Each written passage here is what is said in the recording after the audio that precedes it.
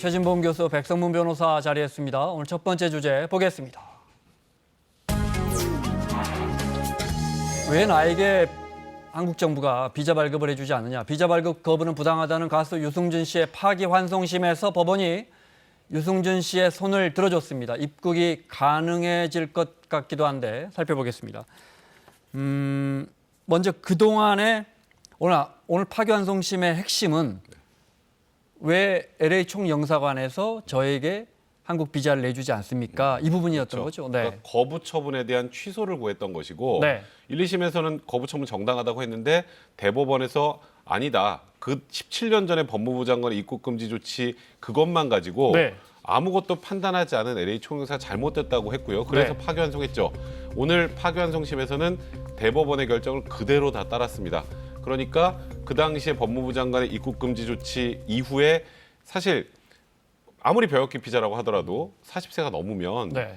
한국으로 들어올 수 있는데 그에 대해서 전혀 판단하지 않은 건 잘못이다라고 일단 결론을 냈습니다만 오늘 또다시 외교부에서 재상고할 방침을 밝힌 상황입니다. 완전히 끝난 건 아니군요. 네, 그렇습니다. 일단은 법원이 유승준 씨의 손을 들어주고 있습니다. 네, 먼저 그동안 이 17년이나 됐습니다. 17년. 네, 그동안의 과정 영상으로 보겠습니다.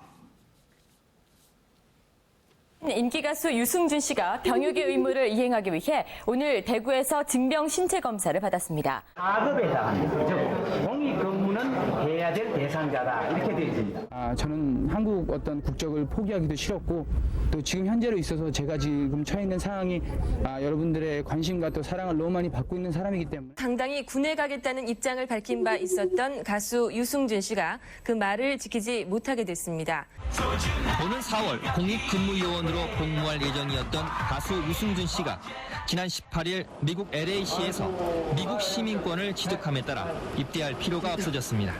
이게 여기서 이렇게 결정된 상황이니까요.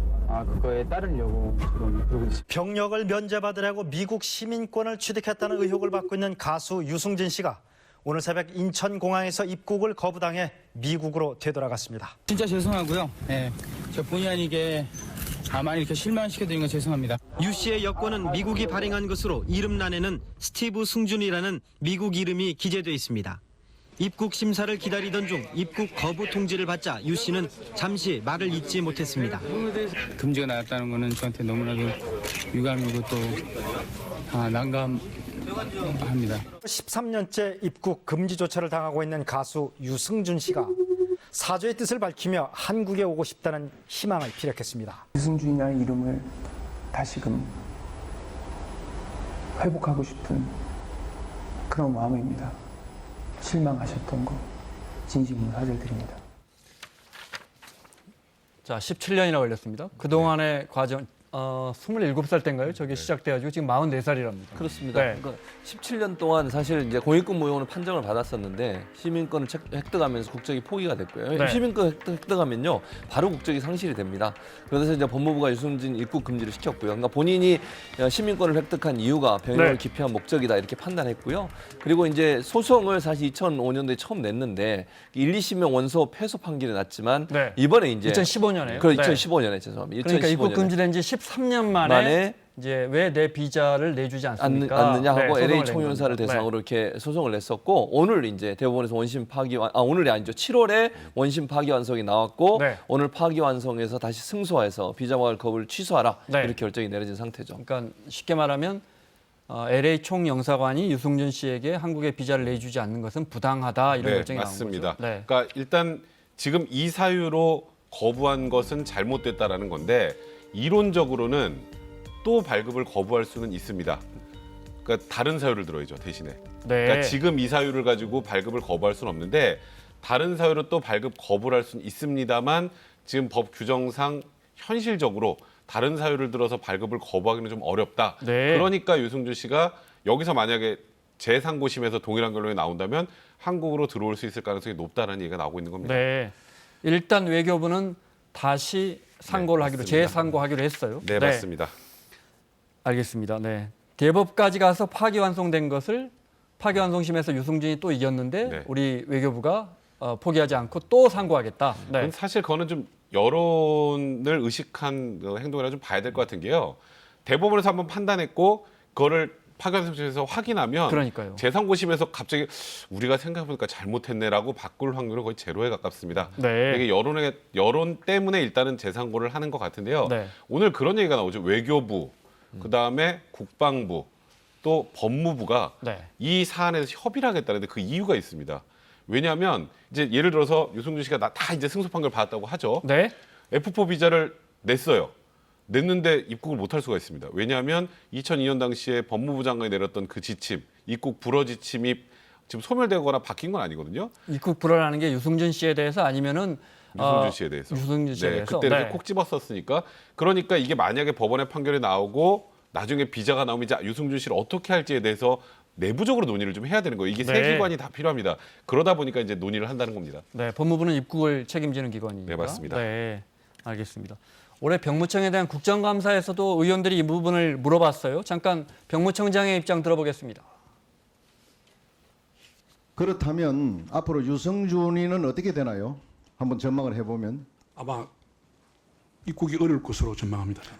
입국이 어렵다. 네. 대법원 판결이 났는데도 아주 완전하게 판결난 건 아닌 것으로 알고 있습니다. 파기가 된다면 현재 국민 정서는 뭐 입국하지 않아야 된다 이렇게 보고 있습니다.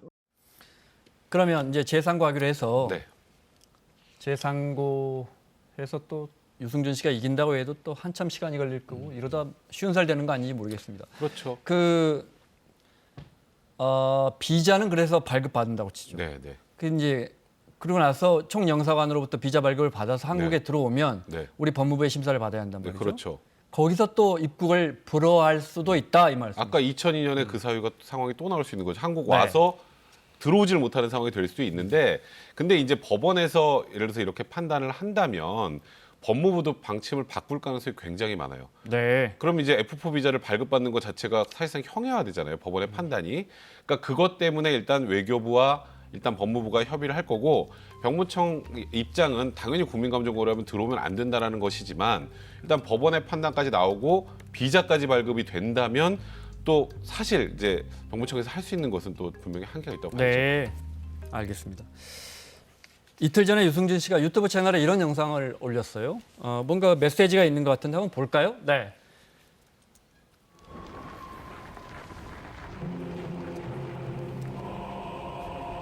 악플러에 대해서, 자신에 대한 악플러에 대해서 뭔가 메시지를 던지고 싶었나 봐요.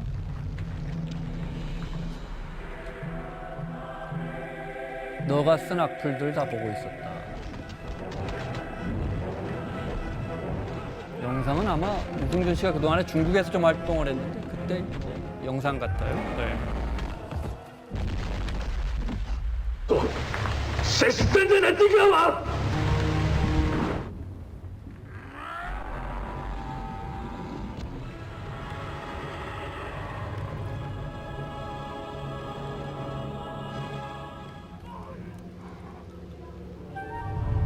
정말 사람을 죽이려고 댓글에 대한, 그래서 조심해야 해. 댓글에 대한 메시지를, 네.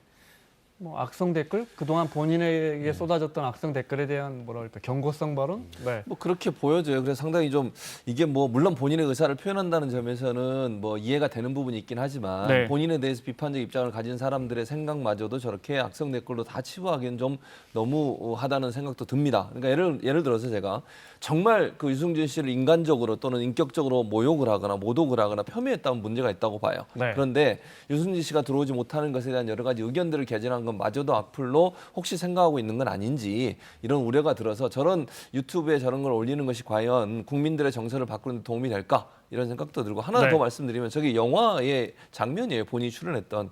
근데 상대 배우가 그럼 악플 역할을 하는 거잖아요. 결국 내용적으로 보면. 네. 그분한테 동의를 얻었는지 그 부분도 좀 의심스러운 네. 부분이 있습니다. 만약 입국한다면 우리나라에서 연애 활동하는 건 어떻습니까? 사실 F4 비자라면 거의 뭐 내국인에 준해서 활동을 할 수 있기 때문에 당연히 연애 활동도 할 수 있죠. 그래서 이번에 사실 이 소송 과정에서 외교부는 그렇게 얘기를 했습니다. 네. 관광 비자로 들어오면 되지 않느냐. 왜 굳이 F4 비자를 받으려고 하느냐. F4 비자를 받는 건 결국은 이제 한국에서 연애 활동, 여러 가지 경제 활동을 하려는 것 아니겠느냐. 네. 이런 입장을 밝혔었는데 일단 지금 말씀드렸던 것처럼 F4 비자를 발급받아서 아까 말한 여러 가지 그 제한들을 풀고 한국에 들어오게 된다면 네. 동일하게 할 수는 있겠습니다만 과연 이제 국민들이 이제 사실 연예인이잖아요. 연예인은 네. 결국 국민들의 사랑을 먹고 사는 그런 직업 아니겠습니까? 그러니까요. 네. 과연 국민들이 반겨줄지 그거는 또 봐야죠. 네. 설령 들어와서 연예 활동 한다 해도 KBS에 나오긴 진짜 어려울 겁니다. 저희는 또 공영방송만의 매우 엄격한 기준을 갖고 있습니다. 자, 최진봉 교수, 백성문 변호사 함께하고 있습니다. 오늘 두 번째 주제 보겠습니다.